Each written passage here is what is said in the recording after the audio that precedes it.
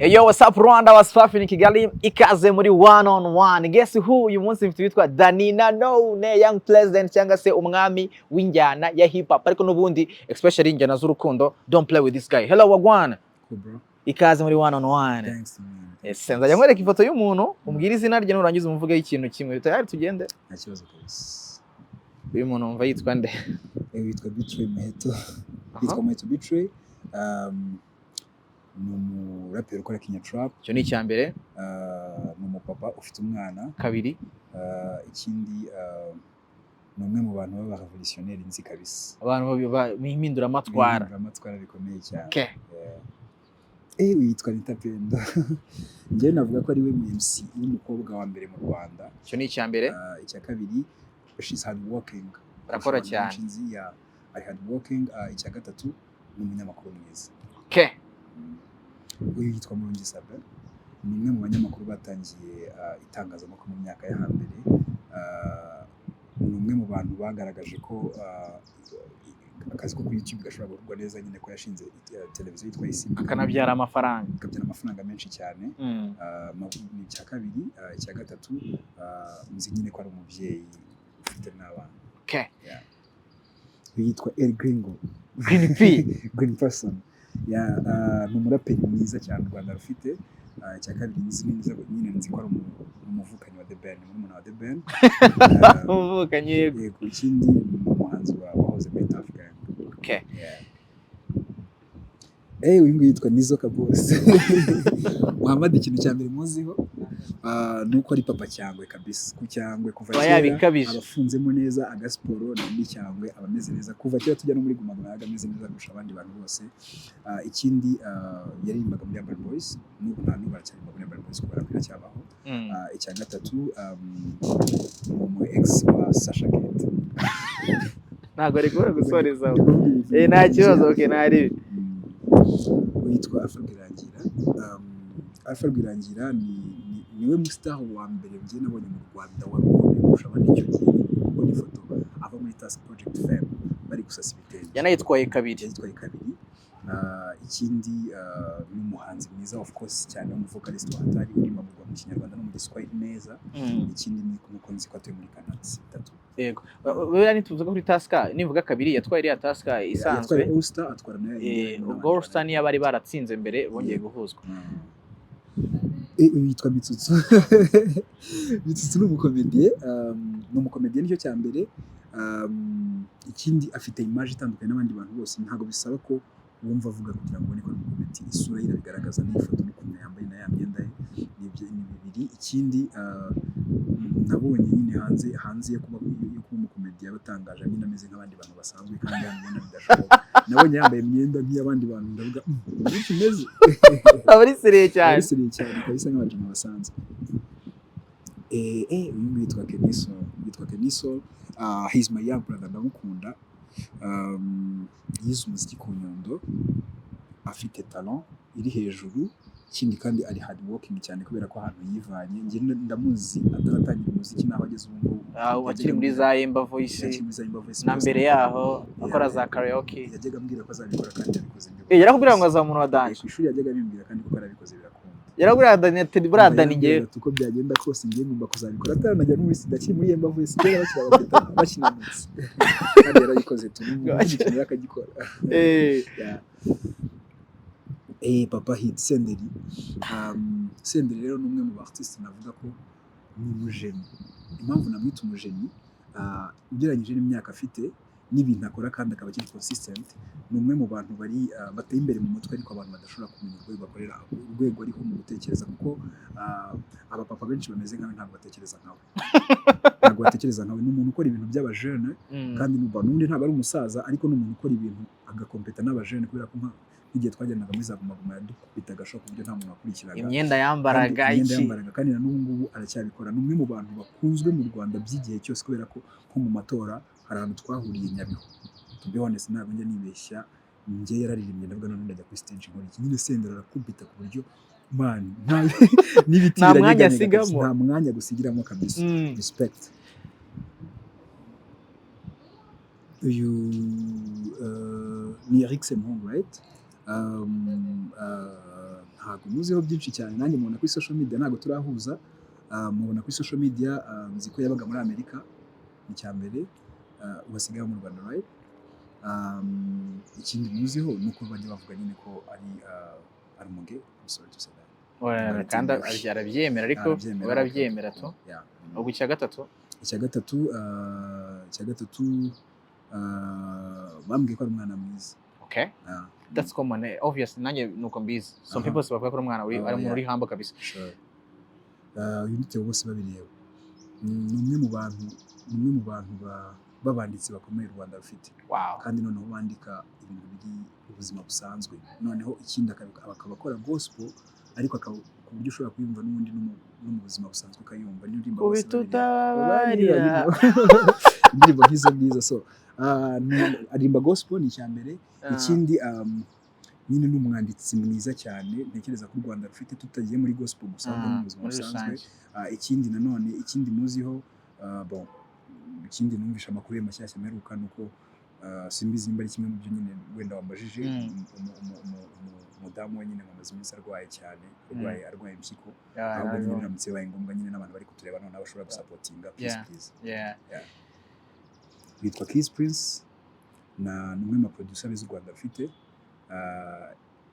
by'umwihariko ni producer wanjye yankora indirimbo nyinshi mwagiye mubona mu minsi zasohotse. Yize umuziki ni cya kabiri. Ikindi navuga nuko ari umucuranzi mwiza wa keyboard. Okay. Yanagukuriye muri show yawe ya iminsi myinshi. Mu minsi myinshi yankoreye no mu cyuma cya rap. Yeah, he was there. Okay, the guy is good. Twariganye kabisa. Neri Ngabo is a good friend of mine. Ni umuhanzi ukora muri Kina Music, abarizwa muri label ya Kina Music. Ni mu vocalist mwiza, icyo ni cya kabiri. Ikindi ni umuntu umeze nk'umwana kandi ari mukuru. Bivuze muri ubu buryo kubera ko kajya kansereza. Njye nari nzi ko afite imyaka 20, Igore niwe wambwiye ngo ambwira imyaka afite, ntabwo ari myinshi cyane. Nabonaga afite nk'imyaka 19, Igore abambwira ngo afite 23, ndavuga wapi. Yabikubwiye ryari ubwo? Icyo yashize imyaka nk'ibiri. Agaragara nk'umwana kandi ari mukuru. Twigendere uyu nguyu yitwa Papa Cyangwe, Papa Drip. Ni umuraperi ni cyambere. Ikindi nyine nkuko bivuze ni Papa Cyangwe nyine yambara neza kabisa. Yambara neza, ni cya kabiri. Icyo ngicyo ikindi yakoranaga na Rocky muri label yiwe akiza. Rocky Entertainment. Rocky Entertainment ubu ngubu ntakibarizwamo. Yitwa MC Tino. Kwisuse kabandi. MC Tino ni umuntu utangaje, ariko ni umu MC mwiza cyane. Sure. MC ni umu MC wa fresh, akaba n'umunyamakuru w'igihe kinini cyane kubera ko twatangiye umuziki akora itangazamakuru n'ubu aracyarikora. Ni cya kabiri. Icya gatatu navuga Tino ni umwana mwiza byahatari, ndabona yarakaye nanjye kabisa. Aretse no gusaba imbabazi buriya niyo gukorera akantu katagushimisha leta uwa mbere mu gusanga ngo brongo. Hari n'igihe acishamo akanibeshyira, ashobora kuza akibeshyera akivuga nabi. Nyine Tino ni umwana mwiza kubera gushimishije. Yitwa Muyango, ni Miss Photogenic. Cyo ni icyambere. Ni icyambere. Ikindi ni umudamu wa Kimenyi Yves. Yego. Ni cya kabiri. Ikindi ni umunyamakuru kuri televiziyo. Yitwa gute iyo televiziyo? Ku Isibo TV. Isibo TV. Clapton Kibonke. Clapton Kibonke nawe ni umukomediye cyambere. Ikindi afite restaurant yitwa CKYC. Iba Nyakabanda. Ni cya kabiri. Ikindi cya gatatu arananutse pe. Nubwo yitwa Kibonke kabisa. Nubwo yitwa Kibonke ari muto. Arananutse pe. Okay, this person ndamuzi. Ndamuzi. Yitwa Diastola. Diastola. Ni umwanditsi mwiza w'indirimbo, umwanditsi mwiza, ni umujene mutoya kandi uzi kwandika indirimbo cyane. Icyo ni icyambere. Ikindi nabonye ari open minded, nyine akora ibintu ashaka uko abishaka. Urugero nabonye nigeze kumubona yambaye imyenda kabisa, ndayireba mbona nyine iyo myenda uramutse uyibonye yanitse atari umuntu yambaye, ntabwo wakwibaza ko nyine umuntu ashobora kuyambara ngo bikunde. Icyo ni icya kabiri. Adanuzi ko yiyenza mu cyahenze. Icya kabiri. Icya gatatu icya gatatu nkunda ibiganiro bye. Interviews ziba ziri unique kabisa. Okay. Yeah. Uyu nguyu mwamwita ye Kanye West. Ubuse waheraho umuvuga Kanye West ni umuraperi w'ibihe byose kuri wowe, right? Very smart. Very smart ku rwego rutangaje. Ni umuntu uri unpredictable, ntago wamenya muvuze atitaye ku kintu icyo ari cyo cyose, aragutungura. Umuntu nyine wifataga ajya kwiyamamariza kuba perezida wa Leta Zunze Ubumwe za Amerika, nawe urwego bariho. Icyo ni icya mbere. Icya kabiri yiyamamaje kuba perezida wa Repubulika wa USA. Icya gatatu ni umugabo yahoze ari umugabo wa Kim Kardashian. Ubanziriza wa nyuma n'uyu. Uyu nguyu bamwita YP cyangwa se Young President, akaba ari we Dani nanone muri kuvugana aha ngaha. Uvuge ibintu bitatu.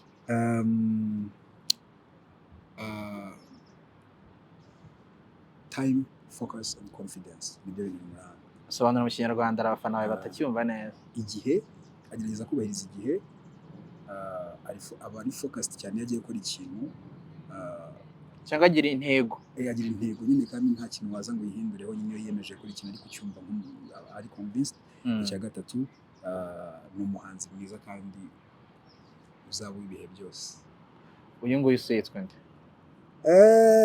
Uyu nguyu bamwita nanjye kuzanamo blague, nanjye kuvuga ibintu byo muri quartier. Wowe baseriye tubwire bamwita Faizo Pro.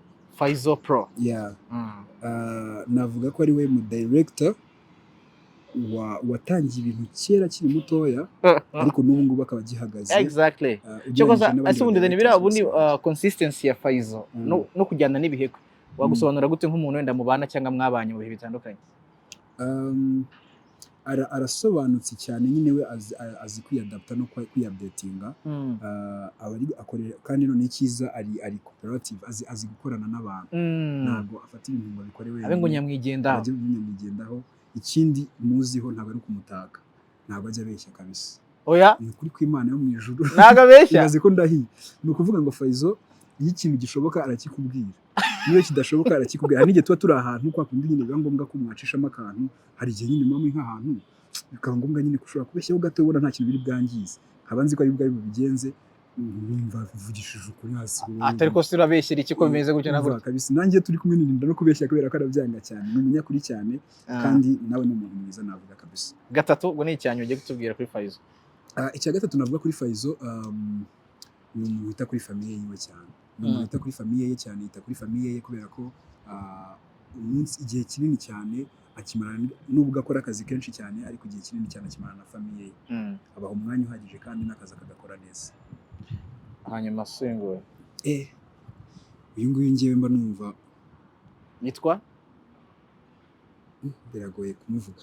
Uyu nguyu mba numva nyuma uko mbitekereza, yego, mba numva ngewe ari nka marayika Imana yohereje u Rwanda kugira ngo rubere umeze uko rumeze uko nguko. Icyo ni icya mbere. Ni agaciro n'ishema ry'igihugu cyacu. Nyuma yo kuba perezida wacu, wenda mvuze ngo ntabwo ari umuntu naba nkabije, ariko ni umuntu utangarirwa na buri muntu wese, kandi ni umuntu ntekereza ko n'abantu bamwanga baba babizi n'ibya bindi no kwigiza nkana, ariko umuntu wese nyine niyo yamwanga bavuga ati ni bya bindi umuntu akoresha umuntu ariko ku mutima babizi neza ko ari umwe mu bagabo apana u Rwanda Afurika ifite kandi ishingiyeho. Navuga ko ari pride ya Afurika. Yego, benshi tumukesha ubuzima kabisa. His Excellence Paul Kagame. Dani, inzara iri bwakwica ukumva ugiye gupfa. Baje ngiye gupfa tu, yari bwakwegeye situation. Wenda gupfa. Ata no kwenda byabuze wenda. Gutitira. Yewe inzara nyishe ndatitira, hari igihe nyine inzara nyica nkumva ndi gutitira. Hari igihe inzara nyica nkumva ndi gutitira, nkumva noneho simfite n'ubushobozi bwo kugenda ngo ngere ku biryo mbifate kabisa. Kandi ubwo biba bihari. Niko wakundi nyine wihugiraho ukabura aho ngo nta nubwo ndi umuntu ukunda kurya cyane. Kuri inyanda. Ariko ntari ugeranyije n'imyaka yatambutse nawe you good. Hari igihe wabaga wambaye imyenda ukagira ngo iranitse. I know bimwe nuko ari binini ariko noneho karimo gake. Ubundi umuntu murebera hano umeze neza cyane. Hanyuma Dani nihe myenda utakambara nubwo nubwo yaba ari yonyine isigaye. Imyenda y'abakobwa nge ntago nayambara. Njye mbona abajama bambara style nyine zigezweho nkabonera tayima akajipo ntago nzigera nambara ijipo mu buzima bwawe. Ntago nzigera nambara imyenda y'abagore niyo yaba ari style igezweho nyine abahungu bambara. Wapimba ndi kuvuga imyenda. Iyo Dani ataza kuba umuntu bakamuha choice yo guhitamo inyamaswa yari kwibera iyihe? Njyewe rero buriya nari guhuza inyamaswa. Uri kuzihuza? Nazivanga kubera ko arutuma nyine nakwibera imbwa dore mutangiye guseka kandi ntago ndi kubera ko mwayibatije ibintu bibi ariko buri imbwa niyo nyamaswa iri loyo kandi nyine mani ya nyayo kabisa igira umutima mwiza kandi idahinduka nyine ku minsi idashobora guhemukira sebuje ariko nyine niyo mpamvu navuye ngo nayivanga niyo nyine nayivangamo nyine n'intare of course zaga matibuga tukora imvange y'imbwa n'intare fusion ubwo yaba ari intare ivanze n'imbwa yabiki yaba ari imbware cyangwa yaba intambwe of course nyine nkagira n'amakare n'umuyobozi w'ishyamba ariko nanone nkabano yo ku mutima wanjye nyine kugira ngo nanone abantu bari around nyine babeho nabo neza kubera ko nanjye ndi. Dani wigeze usebaho mu buzima bwawe? Big time. Igisebo utazegerwa ni iki? Usibye ko ubu ntagiseba. Ntago ngiseba ariko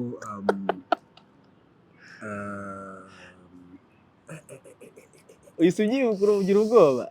Nigaga igitwe muri tronc commun. Turi kuva muri kusekura kumvanamo amagambo. Oya na bro, just for fun, one on one. Turi kuva muri hafi ari nijoro. None urabona byameze nka hano turi ndi kugendera hejuru ya kino kiboha. Amaze kubyumva. Noneho hari n'abakobwa nyine kwa kundi tereta n'iki sometimes n'utwana two tronc commun bafite abantu baraho kuranga ushaka kwemeza. Si ibintu byabaye nibwo mbivuga. Ntago mbizi bintubwire. Waraguye mwana? Naraguye noneho nanirwa kubyuka ntira n'umwuka. None abakobwa nashaka kwiyemera aho bari baza kunterura banjyana muri dortoir. Byari bibi cyane. Ko numva se ko byataye. Narakotoye icyo gihe ku buryo numvaga n'icyo kigo nagihindura nyine ya myumvire y'abajene batumye n'abana n'iki icyo gihe narasebye ku buryo nyine nabuno kino gihe njye mbyibuka nkavuga ariko ntago babyibuka icyiza tu. Oya byaba amashize nakoze n'ibindi bintu byiza buriya bari. Dani nanone agira isoni? Oya ntago ngira isoni. Gutereta birakorohera? Biranyorohera cyane. Oya byanyorohera. Umva wasmashinga ku munsi wa kangahe mwamenyanye? I don't call it smashing. Ubwo se nyine wakemera ko kagusura ryari mwamenyanye iminsi ngahe? Bon njyewe ntago ngendera kuri formule. Nta formule ngenderaho. Nyine njyewe when we are connected njyewe ntago mfite ubushobozi budasanzwe ariko nzi ko detecting a bad energy. Tubyumva iyo bitari buvemo. Iyo tutari guconnectinga iyo numva ko there's something bad numva nyine nshaka avoidinga birikora ntago nyine duconnectinga ariko nyine iyo twahuye tugahuza hatari indi mpamvu runaka y'ikindi kintu bashobora kuba yifuza uwo muntu n'uwo munsi ashobora kuza mu rugo ntacyo bitwaye. Okay. Imirongo utajya wibagirwa tugana ku musozo y'indirimbo zawe kabisa nubwo wagutungura ati pa imirongo utajya wibagirwa y'indirimbo zawe ni imirongo yose n'ubundi kubera ko ari njye byanditse ntago bingora n'ubundi yabyarambuye mu mutwe byinshi. Ntago umusani se yibagiye imirongo ye? Oya bibaho cyane kubera ko burya n'umuntu ari Gemani bari byinshi izenguruka n'ikintu cy'ufite ibintu byinshi mu mutwe umuntu akagutungura kubera ko none waranakoze n'indirimbo nyinshi sometimes bigahita bikugora nyine ko kantu gashobora kuba kaza tu ariko kenshi ngiye imirongo y'indirimbo mbanzi tutemo kamwe tugana ku musozo. Ngiye kubatema katarasohoka. Batema dutema mari cyangwa batema kasohoka ene yo nje nabiburiye inyito Aha. mpora mbikorera Let's inyigo go. bread and butter Butter. ugi na pata Say. hajya mbuza gutsapa nk'abarapa Ah. ibyacu bizamara iminsi bikura buri munsi tuzaguma hiti uwo dutega iminsi Uwo sinzi aza bajya bitewe bitewe n'ubusinzi acaho nk'abafungirana abinjiye badakomanze nk'abakingirana ishuri zirasimburana gusa ubona to y'ibyanjye sinyihinduranya no. Yeah, thank you so much, Danny. It was good host you muri one on Thank you one. very much, man. Yes, Thanks, sir. thanks, We thanks. out. Yeah.